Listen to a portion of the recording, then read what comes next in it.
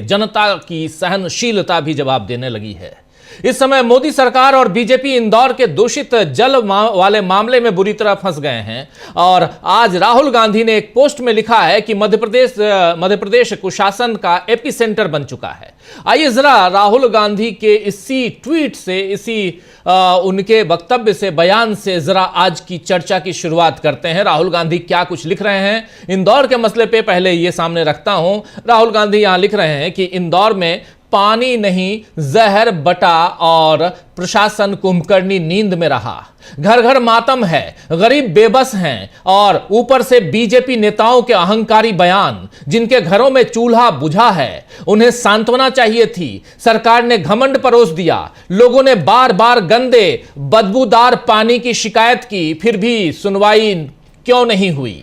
Sewer पीने के पानी में कैसे मिला? समय रहते सप्लाई बंद क्यों नहीं हुई? जिम्मेदार अफसरों और नेताओं पर कार्रवाई कब होगी? ये फोकट सवाल नहीं, ये जवाबदेही की मांग है। साफ पानी एहसान नहीं, जीवन का अधिकार है और इस अधिकार की हत्या के लिए बीजेपी का डबल इंजन, उसका लापरवाह प्रशासन और संवेदनहीन नेतृत्व पूरी तरह जिम्मेदार है। मध्य प्रदेश अब कुशासन का एपिसेंटर बन चुका है। कहीं खांसी की सिरप से मौतें, कहीं सरकारी अस्पताल में बच्चों की जान लेने वाले चूहे और अब सीवर मिला पानी पीकर मौतें।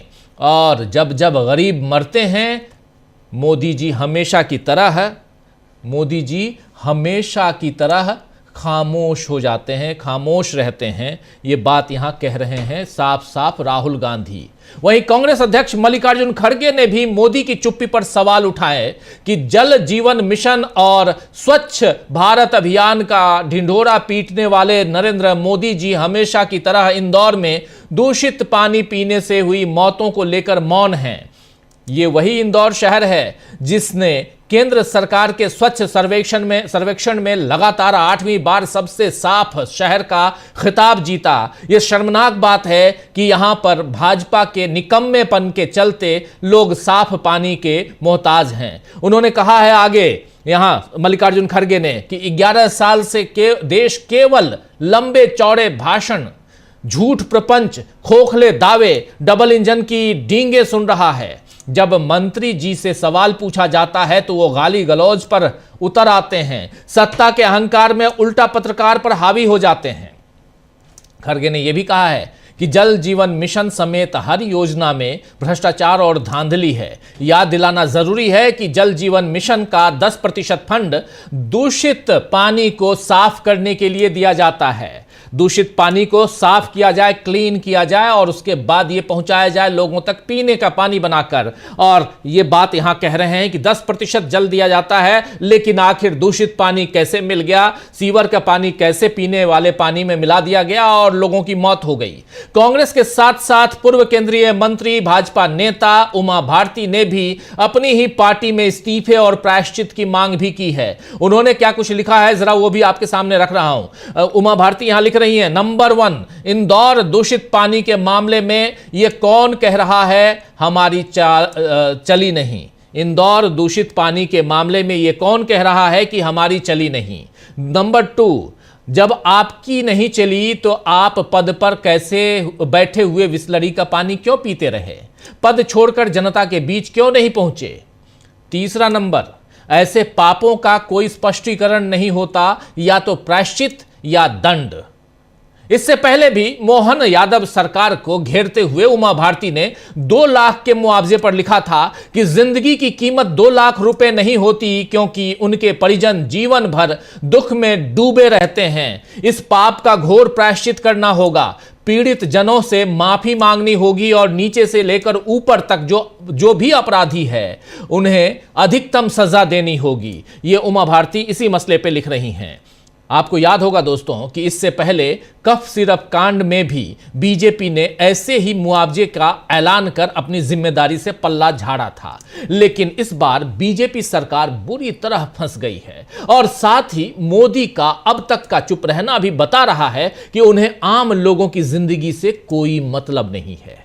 वैसे मध्य प्रदेश के अलावा दूसरे बीजेपी शासित राज्यों से भी अच्छी खबरें नहीं आ रही हैं। आज ही उत्तराखंड की महिला सशक्तिकरण मंत्री रेखा आर्य के पति गिरधारी लाल का एक बयान सामने आया है। वीडियो में एक अविवाहित कार्यक्रम को संबोधित करते हुए गिरधारी लाल कह रहे हैं कि लड़कियों की कोई कमी नहीं है और बिहार में तो 20-25 हजार रुपए में शादी के लिए लड़कियां मिल जाती हैं। जरा सुनिए क्या कह रहे हैं यहां गिरधारी लाल। ये जो आप विजुअल देख रहे हैं, ये गिरधारी लाल, पहले बता चुका हूं कि मंत्री हैं, नारी सशक्तिकरण मंत्री रेखा आर्या, उनके पतिदेव हैं और बिहार में लड़कियां इनको 20-25 हजार रुपए में मिल जाती हैं शादी के लिए। सुनिए जरा पहले। तो बेटा शादी बुढ़ापे में करोगे? हम लोग 3-4 बच्चे हो जाते हैं। लड़की हम तुम्हें दिवा दें, बिहार से ले आएंगे, बिहार में 20-25 हजार रुपए मिल जाती है। हाँ हाँ, चलिए तुम मेरे साथ, हम तुम्हारी शादी कराएंगे। घोषणा कर रहे हैं इनकी, चलिए मेरे साथ आपकी शादी कराएंगे। बिहार में तो लड़कियां मिल जाती हैं 20-25 हजार में। हालांकि इस वायरल वीडियो की पुष्टि नहीं हुई है, लेकिन वीडियो सामने आने के बाद राजनीतिक माहौल गर्मा गया है। कांग्रेस, आरजेडी जैसे और CPI-ML जो वहां बिहार में, इन तमाम दलों के ने इस पर अपनी प्रतिक्रिया दी है और इस वीडियो और इनकी आलोचना की है। वहीं बिहार राज्य महिला आयोग की अध्यक्ष से हमारे संवाददाता पंकज कुमार ने जब इस मसले पर बात की, इस मामले पर बात की, तो उन्होंने क्या कुछ कहा है जरा ये सुन लेते हैं। अप्सरा हैं बिहार राज्य महिला आयोग की अध्यक्ष, जरा सुनिए क्या कह रही हैं। उत्तराखंड के मंत्री रेखा आर्या के पति जिस तरह से बिहार की महिलाओं के बारे में बयान देते हैं और कहते हैं कि बिहार में महिलाएं 20 से 25 हजार में मिलती है, इसी विषय पर बात करने के लिए राज्य महिला आयोग के अध्यक्ष हमारे साथ हैं। मैडम, इस मामले को कैसे देखती हैं आप? जो बयान आता है उनका कि बिहार में महिलाएं 20 से 25 हजार में बिक जाती है, क्या बिहार की महिला 20 से 25 हजार में बिक जाती है? आप सोच सकते हैं कि वो किस सोच के हैं। ये आज का एक सामान्य आदमी जो चीज़ नहीं सोच सकता है, महिला सशक्तिकरण मंत्री के पति ऐसा सोच रहे हैं, तो उनका सोच जो है कि दिवालियापन लिए हुए है। और वो भी बिहार की महिलाओं के बारे में उन्होंने कहा है, तो बिहार के मान प्रतिष्ठा को मैं बना रही हूँ। बिहार के मान प्रतिष्ठा का हनन नहीं होने दूंगी। बिहार राज्य महिला आयोग ने स्वतः संज्ञान लिया है, पत्र जारी किया है और उनसे स्पष्टीकरण इस मामले में देने को कहा गया है। तो ये लगातार माननीय के यहाँ से ऐसा बयान आता है। वहीं आप यूपी के जो सिंगर थे उनका भी मामला आया था। लगातार ऐसे घटनाओं को आप कैसे देखती हैं मैम? देखिए, हमारे पास ऐसे समाज के जो कुछ लोग होते हैं, नेगेटिव विचारधारा के होते हैं, ऐसे तो आते ही रहेंगे और हमें ऐसी चुनौतियों को मुंह तोड़ जवाब दे करके एक जो है नया आयाम लिखना है कि बिहार राज्य महिला आयोग। सुन रहे थे बिहार राज्य महिला आयोग की अध्यक्ष अपना बयान देते हुए, अपनी बात रखते हुए यहाँ पर। और इस विषय पर बिहार CPI-ML की नेता दिव्या गौतम से भी जब हमारे संवाददाता ने इसी मसले पर बात की तो उन्होंने क्या कुछ कहा है, ज़रा उसको भी सुन लेते हैं। चर्चा आगे बढ़ाएंगे, बहुत कुछ है इस पिटारे में दोस्तों। ज़रा सुन लीजिए दिव्या गौतम को। इस बयान को कैसे देखते हैं आप? बहुत ही शर्मनाक है पूरे देश भर की महिलाओं और साथ में सबसे ज़्यादा कि बिहार की महिलाओं के लिए ये बहुत ही शर्मनाक है कि ऐसे लोग, जो भाजपाई लोग जो हैं, वो महिलाओं को क्या समझते हैं। उनको क्या लगता है कि बिहार की महिलाएं 20-25 हज़ार रुपए में बिकती हैं। यही महिलाएं इनको सत्ता में लेकर के आई। आज उनकी ही अस्मिता पे, उनकी ही डिग्निटी पे ये जो हैं छीटा कसी कर रहे हैं। कल हम लोग सावित्रीबाई फुले के जन्म दिवस मनाने वाले हैं। ऐसे यही मनुवादी लोग उस समय में भी जब वो पढ़ाने के लिए महिलाओं को जाती थी तो उनके कैरेक्टर को, उनके ऊपर गोबर फेंकने का काम करती थी। वही मनुवादी लोग आज भी जो महिलाओं। आप सुन रहे थे यहाँ दिव्या गौतम का दूसरा परिचय आप जानते हैं कि ये सुशांत सिंह राजपूत की कजिन सिस्टर हैं और इन्होंने चुनाव भी लड़ा था, CPI-ML की नेता हैं। और अब इस मसले पर गिरधारी लाल, जिनका बयान आपने ये जो देख रहे हैं तस्वीर, इनकी सफाई भी आई है कि उनके बयान को विरोधियों ने तोड़ मरोड़ कर पेश किया है, फिर भी वो खेद प्रकट करते हैं। लेकिन इससे उत्तराखंड के साथ साथ बिहार में भी बीजेपी के खिलाफ माहौल बन रहा है। उत्तराखंड में पहले से अंकिता भंडारी केस में बीजेपी फंस चुकी है, जनता उसके खिलाफ सड़कों पर उतर रही है। रोज शाम को वहां कैंडल मार्च हम लोग देखते हैं। और इधर छत्तीसगढ़ अगर चलें, ये उत्तराखंड की बात कर रहा हूं, अंकिता भंडारी, और फिर अगर आप उत्तर प्रदेश आते हैं तो उन्नाव की घटना और उसमें सेंगर की बातें अभी आप देख ही रहे थे। इधर छत्तीसगढ़ में भी एक भयानक खबर सामने आई है वहां से कि सत्ता, जबकि वो अपील करती रही कि वो केवल अपनी ड्यूटी कर रही हैं। वो पुलिस कर्मी रोते हुए बोलती रही कि भाई मुझे छोड़ दो, मैंने किसी को नहीं मारा। इस दिल दहलाने वाली घटना का वीडियो भी सामने आया, जिस पर ऑल इंडिया महिला कांग्रेस ने इंस्टाग्राम पर धुंधला वीडियो कर अपलोड किया इस वीडियो को, और कैप्शन में लिखा है कि छत्तीसगढ़ के रायगढ़ में पुरुषों द्वारा एक महिला कांस्टेबल के साथ दुर्व्यवहार करने और उसके कपड़े फाड़ने का वीडियो दिल दहला देने वाला है। जब महिला पुलिसकर्मी ही सुरक्षित नहीं रहेंगी तो आम नागरिकों का क्या होगा? यह स्पष्ट है कि महिला सुरक्षा के मोर्चे पर 2 इंजन वाली भाजपा सरकार पूरी तरह विफल रही है। तो यह साफ नजर आ रहा है दोस्तों कि मोदी जिसे सुशासन कहते हैं या डबल इंजन सरकार की बात करते हैं, वैसा जमीन पर कहीं दिखाई नहीं दे रहा है, बल्कि आम लोगों की तकलीफें बढ़ती ही जा रही हैं। ध्यान भटकाने के लिए ईवीएम पर लोगों का भरोसा जैसी खबरें लाई गई तो उसकी भी पोल अब कांग्रेस ने खोल दी है। दरअसल डेक्कन हेराल्ड अखबार है, आप जानते हैं दक्षिण भारत का, डेक्कन हेराल्ड की लीड स्टोरी में ईवीएम पर लोगों से भरोसा कैसे बढ़ा है या ईवीएम पर लोगों के भरोसे के बारे में जो लिखा गया है, उस लीड स्टोरी को लेकर खूब आज अलग अलग खबरें प्रसारित की गई। और खासकर कर्नाटक में स्टोरी ये देखिए, यहां most citizens trust polls and EVMs shows survey, ये बात वहां की कही गई है, कर्नाटक की। ये है डेक्कन हेराल्ड की। इस स्टोरी को एक सर्वे के आधार पर बनाया गया है, लेकिन सुप्रिया श्रीनेत, कांग्रेस की नेता प्रवक्ता, उन्होंने इस सर्वे की पोल खोलकर बता दिया है कि चुनाव आयोग से लेकर प्राइम मिनिस्टर ऑफिस तक यानी पीएमओ तक कितने फ्रॉड से भरे हुए हैं। आइए जरा सुनिए सुप्रिया श्रीनेत को। 25 में पहली बार राहुल गांधी ने वोट चोरी का खुलासा किया। सबको पता था राहुल गांधी डेटा इकट्ठा कर रहे हैं, उस बीच ये सर्वे कराया गया।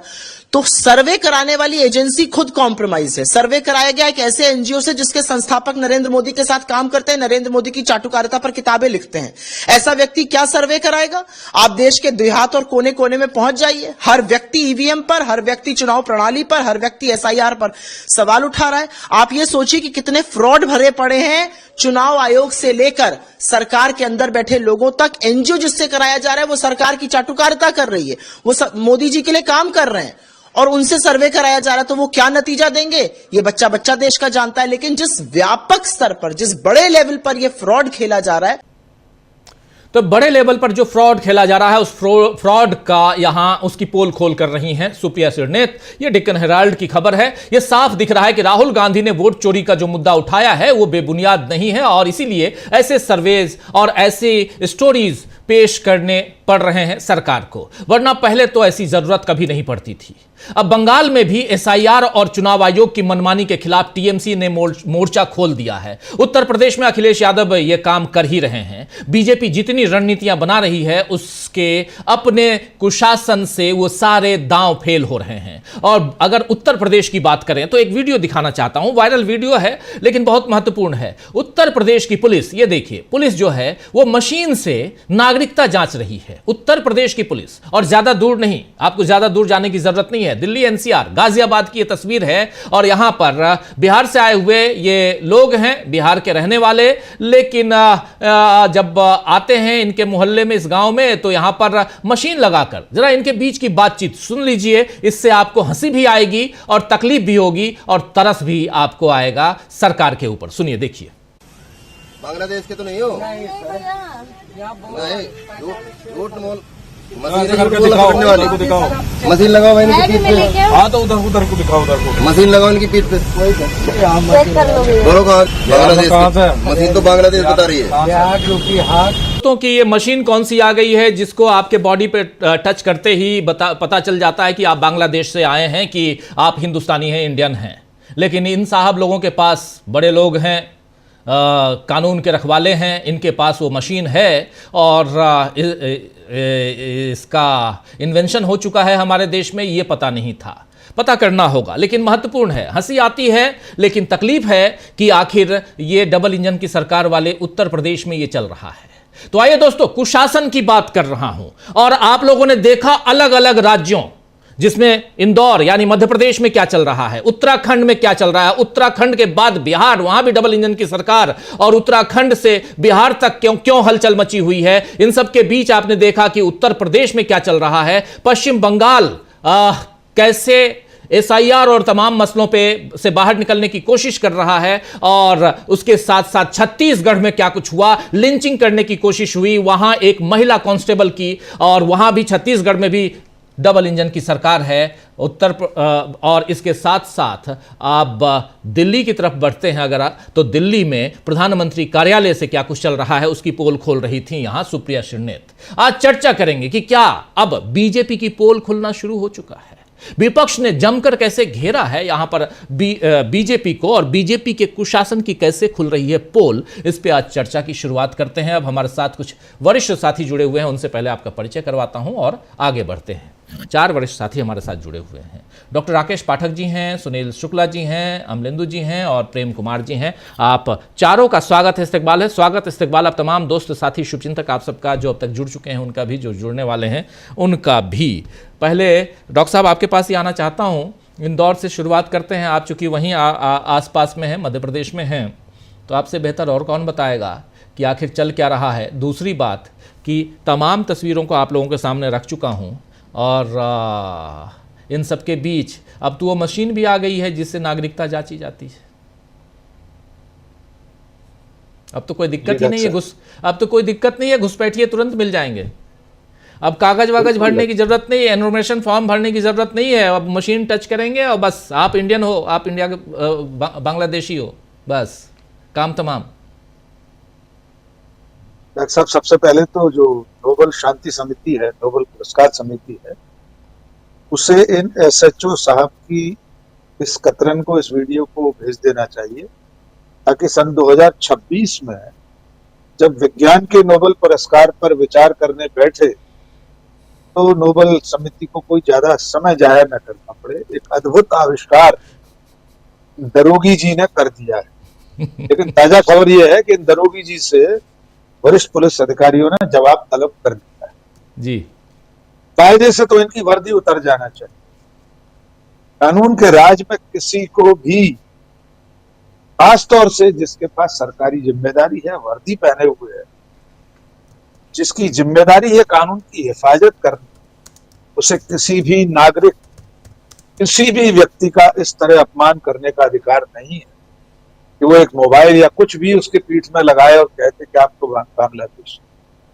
तो कायदे से इन दरोगा जी को सीखचों के पीछे भी होना चाहिए, वर्दी उतर जानी चाहिए। मध्य प्रदेश पर लौटते हैं डॉक्टर साहब। मध्य प्रदेश इस वक्त देश में सबसे ज्यादा चर्चा का सबब बना हुआ है। इंदौर शहर 8 साल से लगातार सबसे स्वच्छ शहर का तमगा गले में लटकाकर घूम रहा था, लेकिन जब भीतर झांक के देखा तो मालूम हुआ कि इंदौर भीतर से न केवल नागरिक सुविधाओं में बजबजा रहा है, बल्कि इंदौर की धमनियों में नफरत का जहर भी बहुत तेजी से भरा जा रहा है। क्रिसमस के मौके पर जो कुछ हुआ वो पूरे देश ने देखा है। यहाँ जिस तरह से एक खास विचारधारा के लोग नफरत बांटते हैं, वो भी अब छुपी हुई बात नहीं। और नागरिक सुविधाओं का क्या हाल है, भागीरथपुरा ने बता दिया कि वहां के लोग पानी नहीं जहर पी रहे थे। एक्सा प्रशासन ने 80 सैंपल लिए पानी के और कुछ पीड़ितों के, MGM मेडिकल कॉलेज में उन्हें भेजा गया। जो रिपोर्ट आई है वो ये साबित करती है कि जो वाक्य हमने बोला है, पानी नहीं जहर पी रहे थे, सचमुच में इंदौर के नागरिक जहर ही पी रहे थे। उसमें जिस तरह के खतरनाक बैक्टीरिया मिले हैं पानी में, उनके नाम थोड़े से कठिन है, और चूंकि विज्ञान के, रसायन विज्ञान के शब्द हैं, फिर भी हम संक्षेप में उनको दोहरा देते हैं। उसमें faecal coliform bacteria, E coli, pseudomonas vibrio species, citrobacter species, protozoa, इस तरह के खतरनाक बैक्टीरिया मिले हैं जो इंसान की जिंदगी को लील जाने के लिए पर्याप्त। दुर्भाग्य की बात यह है कि जिन लोगों की जिम्मेदारी थी वे सब इस वक्त पल्ला झाड़ रहे। महापौर पुष्यमित्र भार्गव बाकायदा बयान जारी करके कहते हैं, उनका आज अखबारों में बयान छपा है, प्रशासन उनकी सुनता नहीं। तो भाई आप महापौर बने क्यों बैठे थे? इंदौर का एक प्रतिष्ठित अखबार है प्रजातंत्र, उसके संपादक हेमंत शर्मा ने संपादकीय लिखकर कहा है कि भाई अगर आपकी कोई नहीं सुनता था तो कुर्सी पर क्यों चिपके हुए थे? सिर्फ गाड़ी घोड़ा बंगले के लिए आप महापौर बने क्यों बैठे थे? इस्तीफा दे दीजिए। और उसी बात को आगे बढ़ाकर उमा भारती ने ट्वीट कर दिया। उमा भारती का ट्वीट भी हम अपने दर्शकों को अगर सुना दें, अगले चरण में सुना देंगे। उन्होंने साफ कहा है कि महापौर से लेकर मुख्यमंत्री तक, ये ट्वीट है उनका। और उन्होंने ये भी कहा है कि अगर आपकी लोग नहीं सुन रहे थे, आपकी नहीं चल रही थी, तो कुर्सी पर बैठकर बिस्लरी क्यों पी रहे थे आप? जी, शुरुआत में मैं ये सब रखा हूं और बिल्कुल आप सही कह रहे हैं। जी बिल्कुल, ये है दूसरे नंबर पे कि जब आपकी नहीं चली तो आप पद पर बैठे हुए बिस्लरी का पानी क्यों पीते रहे? पद छोड़कर जनता के बीच क्यों नहीं पहुंचे? सवाल है इनका। और ऐसे पापों का कोई स्पष्टीकरण नहीं होता या कोई प्रायश्चित या दंड, इसका सिर्फ और सिर्फ प्रायश्चित होता है या दंड होता है? या दंड, बिल्कुल। देखिए, इसको भी राजनीतिक चश्मे से देखने की जरूरत है। उमा भारती यूं ही नहीं कूद गई इस विवाद। मध्य प्रदेश में भारतीय जनता पार्टी में जो खींचतान चल रही है मोहन यादव के मुख्यमंत्री बनने के बाद, उसका अगला चरण है। कैलाश विजयवर्गीय मुख्यमंत्री बनने का सपना देख रहे थे, लेकिन अब वे घंटा बजा रहे हैं। आज कांग्रेस ने प्रदर्शन किया तो पुलिस प्रतीकात्मक रूप से घंटे तक को जब्त करके दौड़ती देखी गई। ये लड़ाई आगे जाने वाली है, लेकिन इस राजनीतिक लड़ाई में, प्रशासन और नेताओं की लड़ाई में, नेताओं की लड़ाई में इंदौर की जनता पिस रही है। 14 बेकसूर लोग अपनी जान गंवा चुके हैं, हजारों लोग अब भी अस्पताल में हैं। इसमें जो सबसे महत्वपूर्ण बात है कि इन अधिकारियों को इस बदहाली की जानकारी थी। नगर निगम के सारे अमले को, महापौर को, विधायक को सब पता था कि भागीरथपुरा में दूषित पेयजल आ रहा। 2025 में 266 शिकायतें दर्ज हुई थी। जिन अनुराग द्वारी ने सवाल पूछा था, हमारे साथी पत्रकार, जिनको बेहद बदतमीजी से कैलाश विजयवर्गीय ने जवाब दिया था, ये वीडियो पूरी दुनिया देख चुकी। उन्होंने आज इस बात का खुलासा किया है कि 266 शिकायतें आई थी और जहां भागीरथपुरा है उसकी भी शिकायतें उसमें शामिल थी। कुछ शिकायतों को वैसे ही निपटा दिया गया, कुछ को नस्तीबद्ध कर दिया। टेंडर आए हुए महीनों हो गए थे। महापौर कह रहा है टेंडर आ गए थे, अधिकारियों ने नहीं खोले, तो आप महापौर बने क्यों बैठे थे? अब ये मांग यहां तक पहुंच गई है कि दोषी अधिकारियों के खिलाफ FIR करने की मांग उठ रही है। जी, शीतू पटवारी ने कहा है कि जितने लोग जिम्मेदार हैं उनके खिलाफ मुकदमा दर्ज होना चाहिए। कैलाश विजयवर्गीय के इस्तीफे की मांग चल रही, लेकिन आज की तारीख में मुख्यमंत्री ने कुछ अधिकारियों के तबादले करके, कुछ लोगों को इधर से उधर करके फिलहाल इस मामले को ठंडा करने की कोशिश की है। लेकिन ये सवाल अपनी जगह कायम रहेगा कि सचमुच में जिन लोगों की जान गई है, 5 महीने का अबोध बालक अव्यान आंखें खोलने से पहले ये जहरीला पानी पीकर इस दुनिया से चला गया, इन सब लोगों की मौत का जिम्मेदार कौन है? जिम्मेदारी कैसे तय होगी? उमा भारती जो कह रही है प्रायश्चित या दंड, हमारी लोकतांत्रिक व्यवस्था में प्रायश्चित ये नहीं हो सकता कि नगर निगम का कमिश्नर कल उपवास पर बैठ जाए कि साहब मैं प्रायश्चित कर रहा हूं, या महापौर कहे कि साहब मैं शाम तक पानी नहीं पीऊंगा। दंड मिलना चाहिए। ये सारे लोग सजा के हकदार हैं, और अगर इस बार भी सजा नहीं मिली तो आप अंदाजा लगा सकते हैं कि सरकार कितनी लापरवाह है।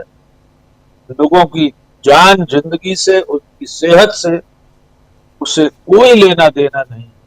और जैसा कि राहुल गांधी ने अपने ट्वीट में लिखा भी है, हम फिर दोहरा देते हैं, इंदौर ही वो महानगर है जहां चूहों के कुतरने से नवजात दुधमुहे बच्चे अभी पिछले साल जान गंवा चुके। अब सिरप पीकर छिंदवाड़ा में 23 बच्चों की मौत हो चुकी।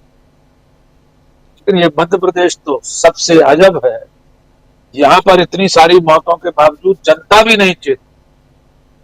इसी इंदौर शहर में बीजेपी को सिर पर बिठाए हुए है जनता।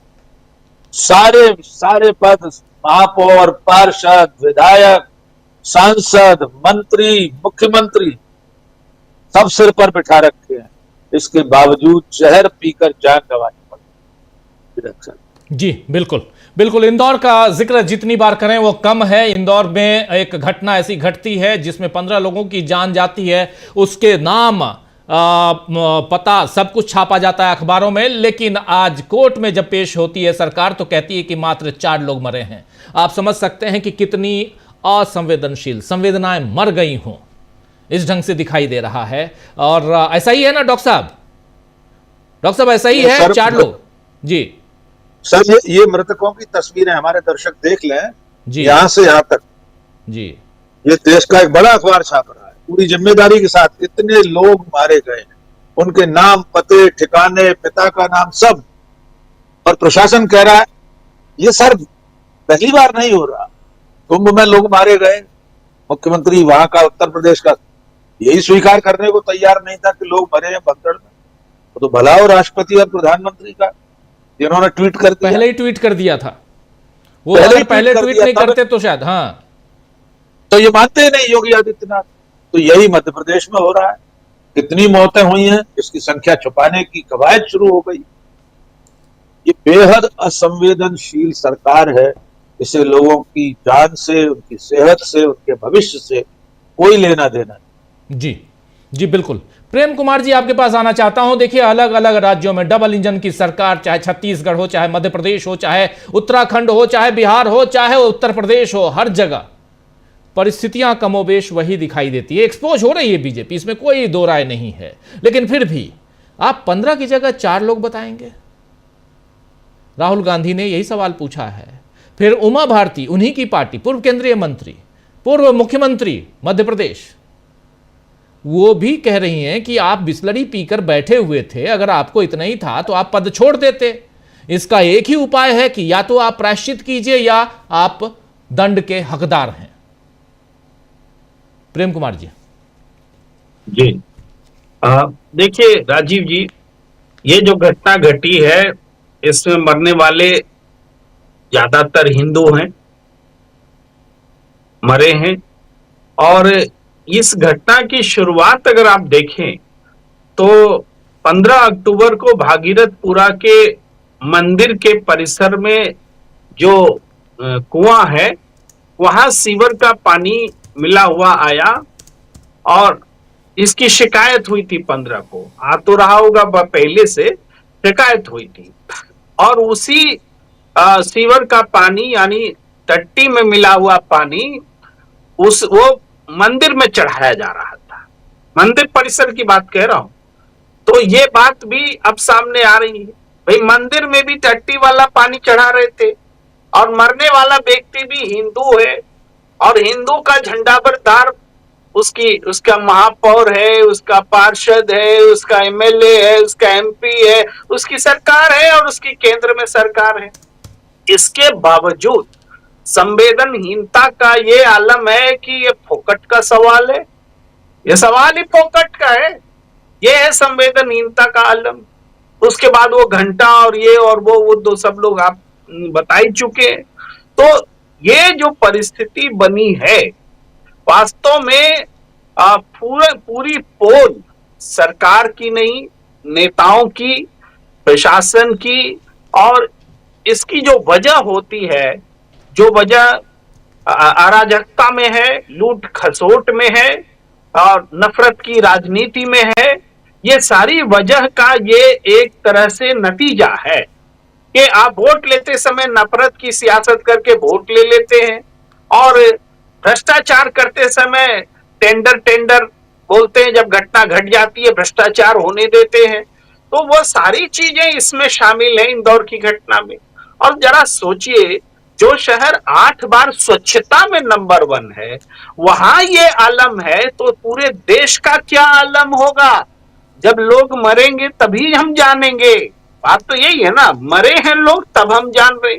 यहाँ केसेस तो लगातार आ रहे थे भाई, अक्टूबर महीने से लेकर दिसंबर महीने तक लगातार केस आ रहे थे कि, और सब शिकायतें कर रहे थे, और उन शिकायतों को सुनने वाला कोई नहीं था।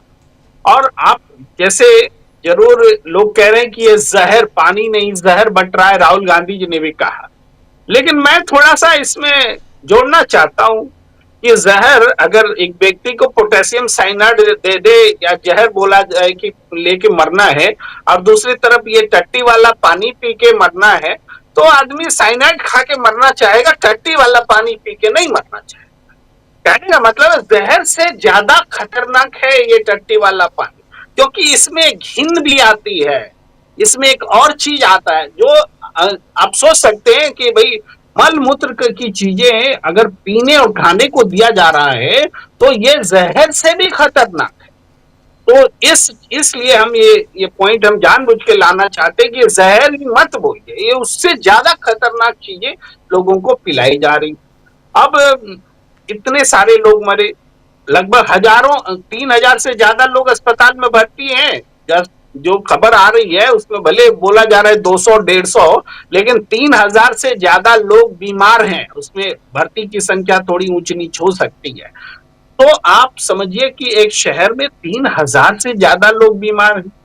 एक परिवार में एक व्यक्ति मरा है और बाकी जिंदा है, तो क्या वो खराब पानी नहीं पी रहे थे? यानी पूरा का पूरा शहर इसमें शामिल है।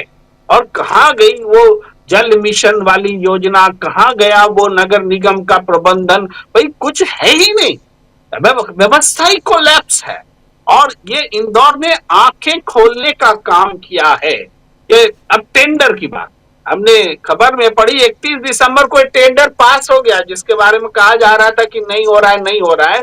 तो आपको क्या आपदा का इंतजार रहता है? आपदा हो तब आप टेंडर पास करेंगे, और उससे पहले टेंडर का क्या हो रहा था, क्यों नहीं हो रहा था? टेंडर क्या चीज होता है भाई? आप टेंडर नहीं पास हो रहा, पानी नहीं दे पा रहे, तो इमीडिएटली पानी टैंकर की व्यवस्था करिए कि उसको छोड़ दीजिएगा टट्टी वाला पानी पीने के पूरी पब्लिक को। ये जो है, ये इसके बारे में जैसे उमा भारती बोल रही हैं, उमा भारती जी पूर्व मुख्यमंत्री हैं, उनसे ज्यादा कौन समझ सकता है आज की बीजेपी में? भाई वरिष्ठ भी है, मुख्यमंत्री भी है, महिला भी है, संवेदनशीलता भी है, तमाम चीजें। उन्होंने इस बात को जो उठाया, या तो प्रायश्चित करो या दंड होना चाहिए। दंड कौन देगा, किसको देगा? या तो नीचे से ऊपर तक कुआं में भांग पड़ा है, कुआं में ही भांग है, तो किसको कौन दंड दे रहा? नरेंद्र मोदी जी की जुबान ही नहीं खुलती। भाई वोट लेने समय तो तुरंत आ जाते हैं और तमाम तरह की बातें करते हैं कि भाई कोई भैंस खोल ले जाएगा तो वोट दे दो, तो कोई मंगलसूत्र खोल ले जाएगा तो वोट दे दो, लेकिन जब जान ले लिया, लेकिन आपकी जुबान नहीं खुल रही है। जान आपने ले ली है और आपकी जुबान नहीं खुल रही है। आपकी सरकार ने, आपके पार्षद ने, आपके एमएलए ने, आपके एमपी ने, आपकी मंत्री ने, आपकी सरकार ने, आप स्वयं इस इंदौर के लोगों की जान लिए और आप चुप हैं, खामोश हैं। और हम बाकी जो मुद्दे आपने उठाए, वो सारे मुद्दों को अगर हम संक्षेप में बोले तो वो ये है कि प्राकृतिक संसाधन का दोहन कर रहे हैं, इसके खिलाफ जनता छत्तीसगढ़ में खड़ी हुई है। आप महिलाओं के साथ में क्या दुर्व्यवहार कर रहे हैं, अपराधियों का नेक्सस कितना है, हेट कितना बढ़ गया है, ये सारी चीजें आपको उत्तराखंड में दिखते हैं। जब आप नॉर्थ ईस्ट के लोगों बच्चे की हत्या करते हैं या अंकिता भंडारी केस आता है, आपको उत्तर प्रदेश में जिस तरह से पूरे देश में हेट फैलाया गया, प्रशासन में देखता है कि वो अपने हिंदुस्तान के ही लोगों को बांग्लादेशी बोल करके टॉर्चर कर रहे हैं। तो ये हेट जो है डिफरेंट टाइप्स का, वो हेट सोशल भी है, वो हेट एडमिनिस्ट्रेशन में भी है, वो हेट रीजनल भी है, हर किस्म का हेट जो है इन घटनाओं में नजर आ रहा है। लेकिन एक बात जो अच्छी है वो ये है कि इस हेट के खिलाफ अब लोग बोलने लगे हैं। मैं देख रहा हूं राजीव जी, मैं आज एक गोदी मीडिया के चैनल में बैठा था, तो उसमें आज इंदौर के इशू पर खूब बात हो रही थी। भाई इंदौर में ऐसा हो गया, इंदौर में वैसा हो गया। तो लेकिन एक चालाकी देखिए, चालाकी क्या होती है कि इंदौर में सिस्टम फेल कर गया है। एक बार भी नहीं बोलते कि बीजेपी फेल कर गई है, एक बार भी नहीं बोलते कि बीजेपी की ये डबल नहीं 4 इंजन वाली सरकार फेल कर गई, बोलते सिस्टम फेल कर गया है। अरे ये सिस्टम बोल के शर्मा क्यों रहे हो? बीजेपी का नाम लो, नरेंद्र मोदी से सवाल पूछ लो, नरेंद्र मोदी का नाम नहीं आना चाहिए उसमें? भाई जैसे कोई वक्ता बोल दिया भाई बीजेपी के नेता को इस्तीफा देना चाहिए, तो वो तुरंत बोलने लगेंगे पिछली सरकार में भी ऐसा होता था। अरे पिछली सरकार में होता था तो इस सरकार में तुम इस्तीफा नहीं मांगोगे क्या? इस्तीफा तो पिछली सरकार में दिए जाते थे। तो आज मीडिया बोल रहा है, चूंकि जनता अब बोलने लगी है, तो मीडिया को जनता की तरफ से बोलना पड़ रहा है, उस मीडिया को जो गोदी, लेकिन वो उसने एक शब्द इजाद किया है ऐसे मौके के लिए, सिस्टम बोलो। बीजेपी को मत चोट करो, नरेंद्र मोदी को चोट मत करो। ये भी गोदी मीडिया का एक नया चेहरा सामने आ रहा है। मगर एक बात सच है, वो ये कि जनता हर जगह सड़क पर है। मैंने उत्तराखंड में इतनी लगातार जो हर रोज आज प्रदर्शन हुआ, इससे भी बड़ा प्रदर्शन कल होगा, इस तरह से जो घटनाएं घट रही हैं, ये हमने सीरीज आज तक नहीं देखी थी, या समझिए लंबे समय बाद देख रही। पूरे उत्तराखंड में, मैं एक शहर की बात नहीं कर रहा, पूरे उत्तराखंड में जुलूस प्रदर्शन हो रहे हैं अंकिता भंडारी को न्याय दिलाने के लिए, या फिर दूसरी जो घटना घटी नॉर्थ ईस्ट के बच्चे के साथ, उसके लिए भी प्रदर्शन हो रहे हैं। उसके लिए तो त्रिपुरा में प्रदर्शन हो रहे हैं, नॉर्थ ईस्ट में प्रदर्शन हो रहे हैं, दिल्ली में प्रदर्शन हो रहे हैं। लोग भूल गए कि नया साल आना है, 31 दिसंबर है, 1 जनवरी है, सब कुछ भूल करके सड़क पर आए हैं।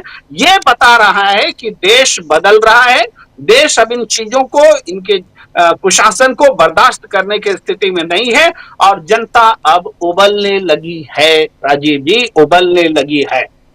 जी, जनता उबल रही है, ये आप बिल्कुल सही कह रहे हैं। सुनील शुक्ला जी, जरा आपसे भी समझना चाहता हूं, बहुत ही हास्यास्पद है सिटीजनशिप नापने वाली मशीन, और उससे भी ज्यादा दुखद है उधर इंदौर की घटना, और उससे भी ज्यादा दुखद है कि बिहार की महिलाएं 20-25 हजार रुपए में मिल जाती हैं, और उससे भी दुखद है कि छत्तीसगढ़ में महिला कांस्टेबल के ऊपर हमला होता है। जो लोग वहां कोयला उद्योग के खिलाफ धरना प्रदर्शन कर रहे थे, वो जायज़ कर रहे थे, बिल्कुल जायज़ मांग थी उनकी, उसमें कोई दो राय नहीं है। लेकिन पुलिस के ऊपर हमला करना और उस कांस्टेबल के ऊपर हाथ जोड़ रही है कि भाई मुझे छोड़ दो, और उसके बाद भी वहाँ छोड़ा नहीं गया। किसके लोग थे? कौन गुंडे हैं? किसकी सरकार है? ये डबल इंजन की सरकारों वाले राज्य की बात मैं कर रहा हूँ सुनील शुक्ला जी, और वो स्थिति आप देख लीजिए, हर जगह वैसे ही तस्वीरें हैं। प्रशांत टंडन जी हमारे साथ जुड़ गए। प्रशांत जी, आपका स्वागत है इस कार्यक्रम में। सुनील शुक्ला जी, कैसे देखा जाए इस मसले को? वो मशीन आपके पास अगर आ जाए तो मेरे पास भी भिजवाइएगा, फिर हम लोग थोड़ा सिटीजनशिप में मदद करें सरकार की। धन्यवाद राजीव जी। यह मशीन तो पुलिस के पास बहुत पहले से है। वो जो चीज चाहे आपकी जेब में दिखा दे, आपके घर में दिखा दे, जो चाहे। आप सोचिए कि उमर खालिद अगर पिछले कई सालों से जेल में है तो कौन सी मशीन है? अगर अमिताभ ठाकुर 5 साल पुराने मामले में, 25 साल पुराने मामले में जेल अरेस्ट करके भेज दिए जाते हैं जेल, तो कौन सी मशीन उनके पास है? गिरफ्तारियों के बाद कोई आरोप पत्र दाखिल नहीं होता, सर में जमानत की मांग का पुरजोर विरोध किया जाता है, सब मशीन इनके पास है। जिसके आप सोचिए कि भीमा कोरेगांव के जो लोग पकड़े गए थे 2018 में, उनके पास क्या क्या नहीं दिखाया गया? क्यों उनको चीजें नहीं, क्योंकि लैपटॉप में इसमें उससे दिखा दी गई? सवाल ये नहीं, ये तो पुलिस का पुराना धंधा है, और इस धंधे इसको यह सरकार और प्रमोट कर रही है, कोई पूछता ही नहीं है। यह काम पुलिस का है क्या? किसी नागरिकों के बारे में पूछताछ करना ये पुलिस का काम है। ये पुलिस का काम तो जिम्मेदारी नहीं दी कि उनका मैंडेट तो नहीं है, कोई संज्ञान ले रहा है इसको, क्योंकि पुलिस के दबाव में ही इस तरह की गतिविधियों को चलाना है। और जो बात आप कर रहे हैं कि इंदौर में जहरीला पानी पीने से लोगों की मौत हो गई। वहां का प्रशासन स्वीकार कर रहा है कि 200 से अधिक लोग अभी भी अस्पतालों में भर्ती हैं। तो आप भारतीय जनता पार्टी की सरकारों में लोकहित के काम, जन स्वास्थ्य के काम कब प्राथमिकता में थे? यह सरकार कब बताती है कि हमने लोकहित के इतने काम कर दिए? वो बताती है कि हमने मंदिर का कॉरिडोर बना दिया, वही बताती है कि फला मंदिर का पुनरुद्धार कर दिया, वो कहती है कि जितने पोस्टर बैनर हैं उनको गेरुआ केसरिया रंग से रंग दिया जाए। प्रधानमंत्री जी की प्राथमिकता है कि अयोध्या के मंदिर पे पहले ध्वजारोहण हो जाए, मंदिर का निर्माण समय से पूरा हो जाए। आप कब सुनते हैं इस बात को?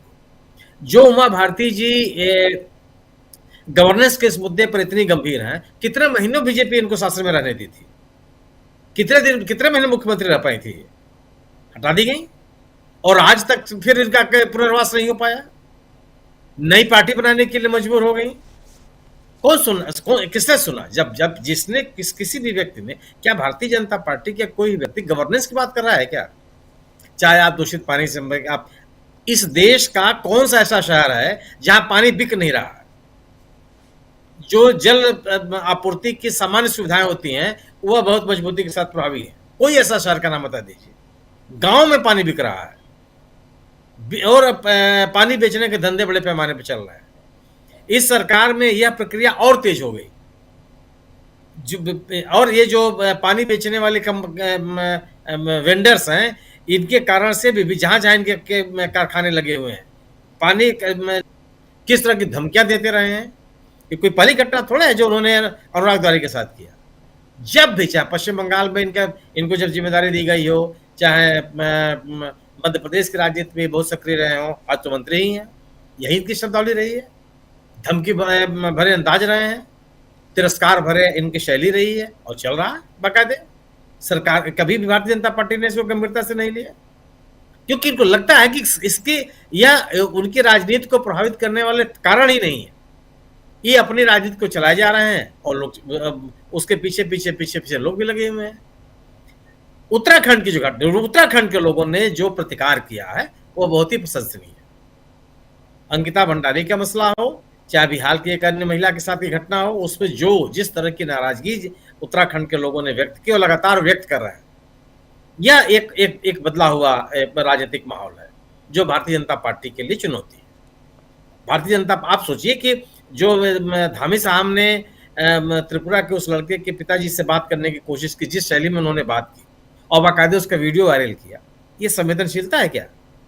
किसी के दुख में शामिल होने का ये तरीका है? उसके दुख को कम करने की एक कोशिश है। पीड़ितों जो आरोपी हैं उनको दंडित करने का ये तरीका है। आप ये कह रहे हैं कि जो मुख्य आरोपी था वो नेपाल का नागरिक था, नेपाल भाग गया है, लेकिन हम पकड़ने का प्रयास कर रहे हैं। अरे कैसे भाग गया? आप उसको भागने कैसे दिए? ये कोई घटना तो ऐसी नहीं थी ना, दिन दहाड़े हुई थी सबके सामने, क्यों निकल गया वो? और आप उसको एक्सक्यूज बना रहे हैं। और आज तक आपने कौन सी कार्रवाई की? ये एक बहुत ही गैर संवेदनशील तंत्र चल रहा है इस समय। और जहां भी भारतीय जनता पार्टी की सरकारें हैं वहां इस तरह का ही आपको तंत्र दिखाई पड़ेगा। क्या जो पिछले साल कुंभ में जो लोग की मौत हुई थी उनकी संख्या आपको पता है? आप कर सकते हैं कितने लोगों की मृत्यु हुई? सरकार तो 30 बताती है। सरकार तो 30 बताई 2 दिन 24 घंटे बाद। आप सोचिए, आप 24 घंटे के बाद 30 की संख्या आगे नहीं घटी, पीछे भी नहीं घटी। नहीं, वो बिल्कुल फिक्स है 30। घायलों की संख्या के बारे में आज तक कोई बात नहीं हुई। पहली बार, मतलब मेरी जानकारी में तो नहीं है कि जो राहत दी जाती है वो नगद पैसा दिया गया। एक तरफ आप डिजिटल इंडिया बना रहे हैं, लोगों के खाते खोल रहे हैं कि लोगों के खातों में सीधा पैसा भेजा जाएगा, बीच में कोई भी ह्यूमन इंटरफेरेंस नहीं होगा। और दूसरी तरफ जो लोग प्रभावित लोग हैं उनके घरों पर जाकर के पुलिस सीधे नगद पैसा दे रही है। तो एक ऐसा तंत्र विकसित करने की कोशिश की गई है जिससे सरकार को बचाने के सभी प्रयास किए जाते रहे, कोई उंगली न उठने पाए। एक ऐसा तंत्र बन गया है, एक ऐसा माहौल बन गया है जिससे कि सभी त्रस्त हैं। आप इंदौर की घटना के लिए क्या कोई जिम्मेदारी लेने के लिए तैयार है? अभी तक कोई बात कह रहा है कि कौन व्यक्ति जिम्मेदार है, किसके खिलाफ कार्रवाई होनी चाहिए? ये क्यों होता? पानी कोई ऐसी चीज नहीं है ना, पानी की आपूर्ति ऐसी चीज जो अचानक हो जाए, वो उसके बारे में बाकायदे लोग शिकायतें, और शिकायत किए हैं भी है। मीडिया रिपोर्ट्स बता रही है कि खराब दूषित पानी की आपूर्ति को लेकर के इंदौर में लोगों ने अधिकारियों से शिकायत भी की, किसी ने कान नहीं दिया, कोई देखने नहीं गया। और ट्रिपल इंजन की सरकार वहां पे है, एक चौथा इंजन में अगर आप स्थानीय पार्षदों को मान लीजिए तो भी है, मैंने नगर निगम तो उनके कब्जे में ही है। तो एक चाहे वो मशीन का मसला हो, मशीन आप सोचिए ना कि मशीन तो बात की चीज है, पुलिस का उपयोग कैसे किया जा सकता है? नागरिकों को चिन्हित करने के लिए पुलिस क्यों जाएगी भाई? पुलिस तो सहायक हो सकती है, मान लीजिए जो लोग इस सर्वे में लगे हों उनके साथ खड़ी हो सकती है सुरक्षा के लिए, खुद जाकर कैसे पूछताछ कर सकती है? लेकिन किया, दिल्ली में सफलतापूर्वक कर लिया। आप याद कीजिए कि दिल्ली के विभिन्न इलाकों में जाकर के दिल्ली पुलिस कैसे पूछ रही थी लोगों को, कैसे लोगों को ऐसा निकाला गया। आप संवेदनहीनता की पराकाष्ठा सोचिए कि गर्भवती महिला को भेज दिया गया बांग्लादेश, सर्वोच्च न्यायालय का हस्तक्षेप से आपको बुलाना पड़ा। पर आप किसी को भी, निश्चित रूप से हम और आप या इस देश का कोई भी नागरिक किसी भी गैर नागरिक को देश में रहने की इजाजत नहीं देता, हम उसके समर्थन में नहीं। लेकिन पहले प्रमाणित तो हो कि वो व्यक्ति नागरिक नहीं है, उसकी एक प्रॉपर तरीका तो हो यह सुनिश्चित करने का। जिसका मन होगा आप उसको कह देंगे नहीं नहीं आप नागरिक नहीं है, उसका कोई आधार नहीं है, उसकी कोई सुनवाई नहीं है, ट्रिब्यूनल में उसको कोई बुलाता नहीं है। आप मशीन लगा, वो देख रहे हैं, पुलिस भी तो देख रही है कि जो पॉलिटिकल बॉसेज हैं वो किस तरह का बयान दे रहे हैं, पुलिस के साथ से चल पड़ी। आप जो बात कर रहे हैं छत्तीसगढ़ में, आप मॉब लिंचिंग की किसी भी घटना को लेकर के देश के किसी कोने में जहां भारतीय जनता पार्टी शासन में है, कोई कार्रवाई होते हुए आपने देखा? इखलाक के मामले में सरकार, यही उत्तर प्रदेश की सरकार, उन मुकदमे को वापस लेने की बात कर रही है अदालत में कि मुकदमे वापस लिया जाना चाहिए, और यह मुकदमा वापस ले लिया जाएगा तो सांप्रदायिक सद्भाव बनेगा। उसमें एक तर्क है जो अदालत में अनुरोध पत्र दाखिल किया गया।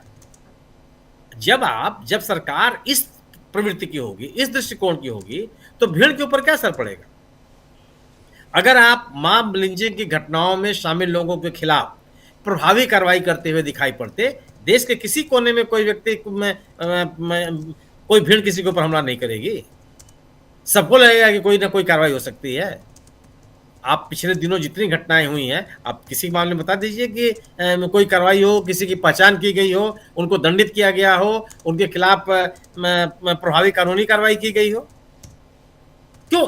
अब जब ये किसी के खिलाफ कार्रवाई नहीं हो रही तो छत्तीसगढ़ में भी यही हो गया। छत्तीसगढ़ का तंत्र उनके साथ है।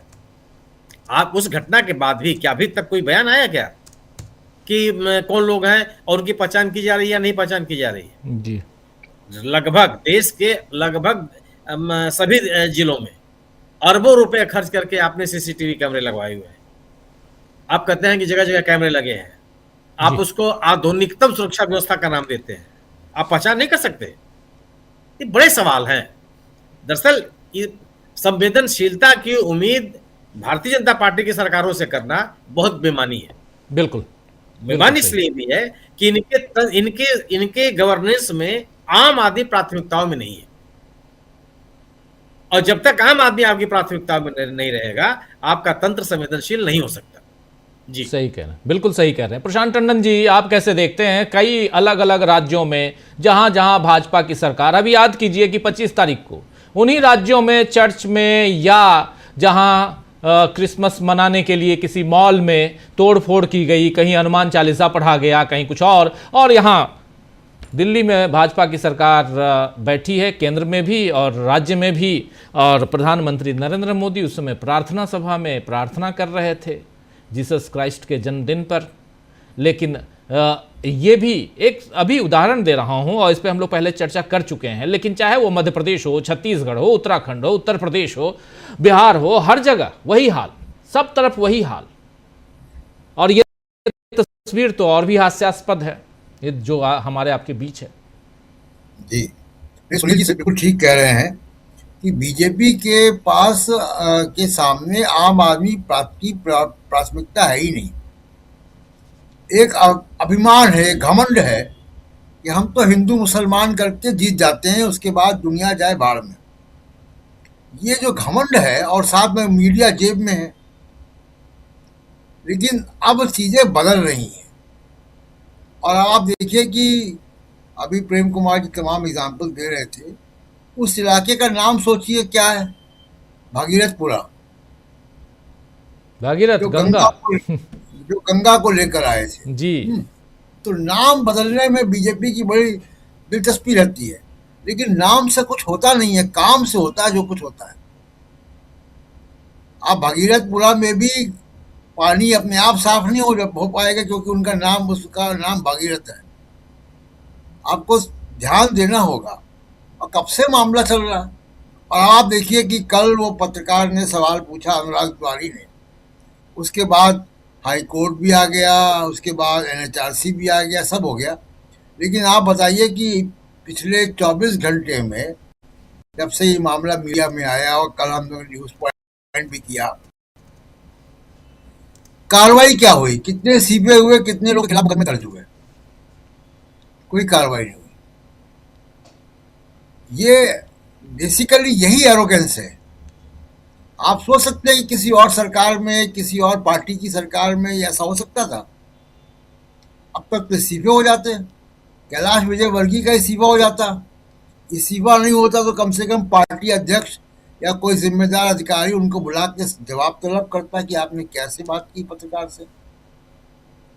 किसी सरकार में, तमिलनाडु की सरकार हो, केरल की सरकार हो, झारखंड की सरकार हो, कर्नाटक की सरकार हो, तेलंगाना की सरकार हो, कहीं भी ऐसा हो जाए, वो सरकारें उनकी पार्टियां हरकत में आती हैं क्योंकि उनको मालूम है कि उनके पास चुनाव जीतने का कोई और जरिया नहीं है। अपने काम के बल पर उनको चुनाव जीतना है।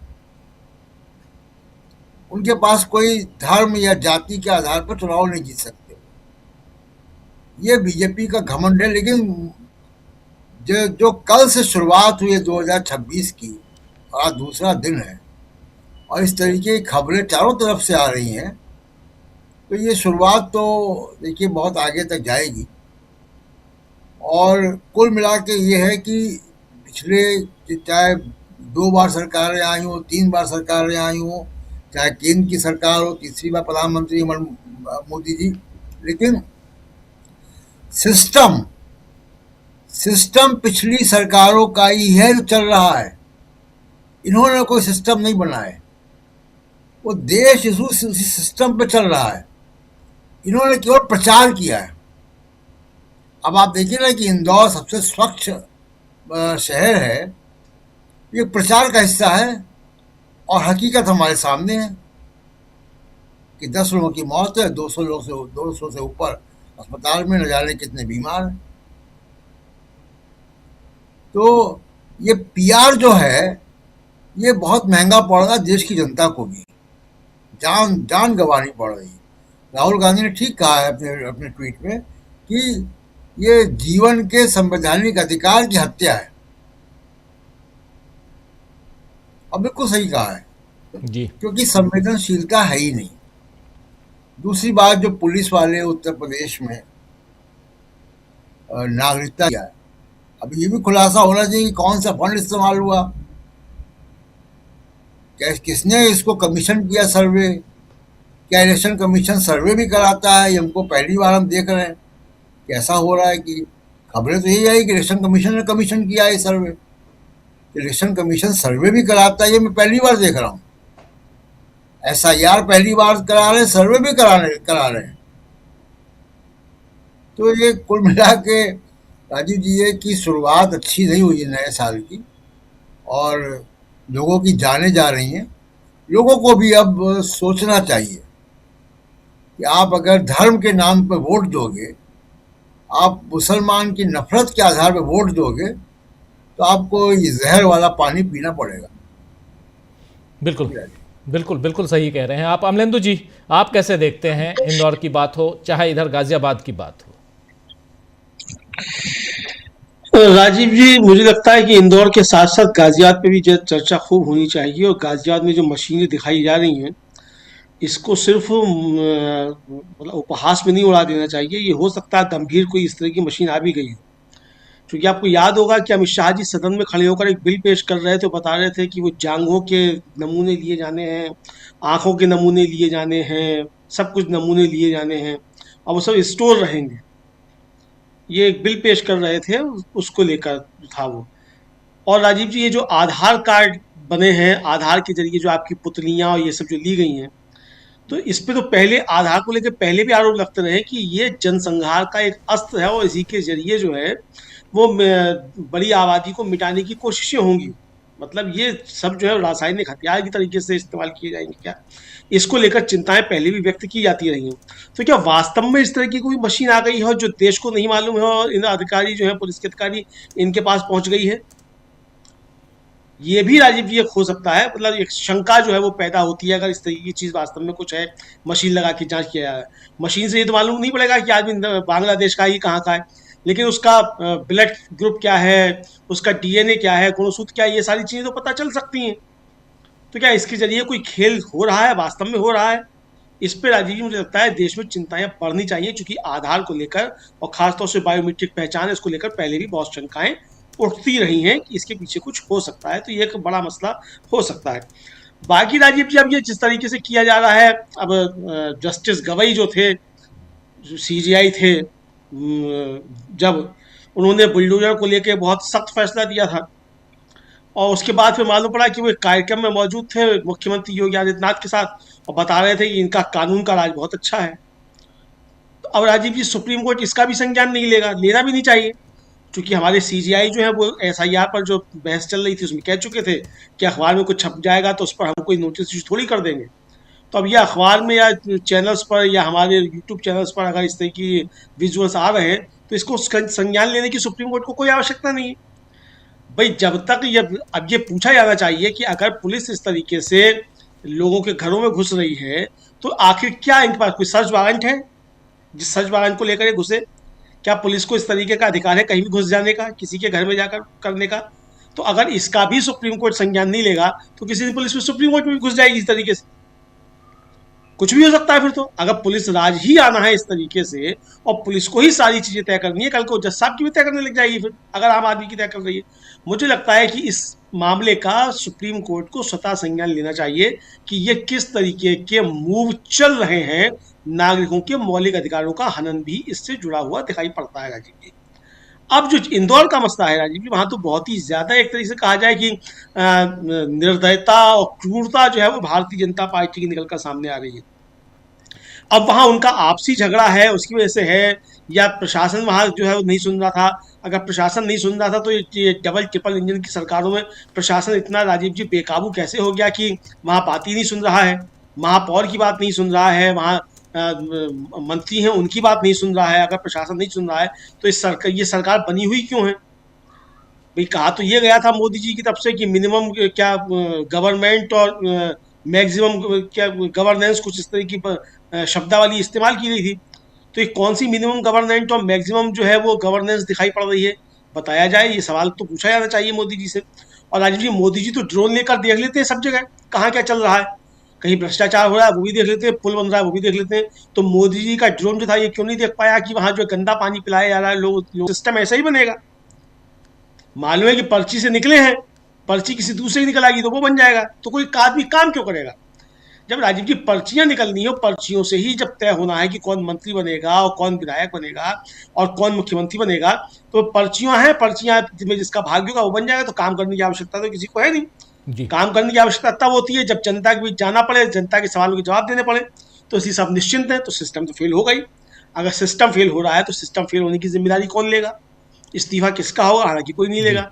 अभी हम लोगों के बीच में राजीव जो विजुअल चल रहा है, ये यूथ कांग्रेस ने वहां जो है उनको डुबोया है पानी में, अपने विजय वर्गीय साहब को, घंटा वाले बाबा को। तो अब ये डूबे या ना डूबे राजीव, तो बहुत ज्यादा पानी दिख रहा है। काम तो ऐसा था कि चुल्लू भर पानी में डूबना चाहिए था, ये पानी बहुत ज्यादा ले लिया इन कांग्रेसियों ने।